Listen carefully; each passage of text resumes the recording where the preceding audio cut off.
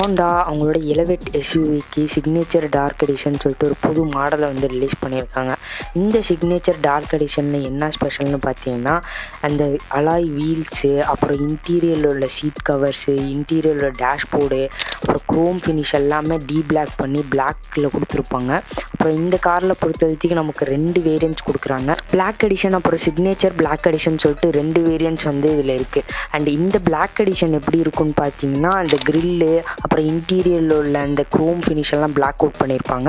அப்புறம் signature black எடிஷனை பொறுத்த வரைக்கும் பார்த்தீங்கன்னா, அந்த ஹோண்டாவோட எம்பலம் அந்த சின்ன சின்ன இடத்துல கூட உள்ள அந்த லோகோவை கூட பிளாக் கலரில் கொடுத்துருப்பாங்க.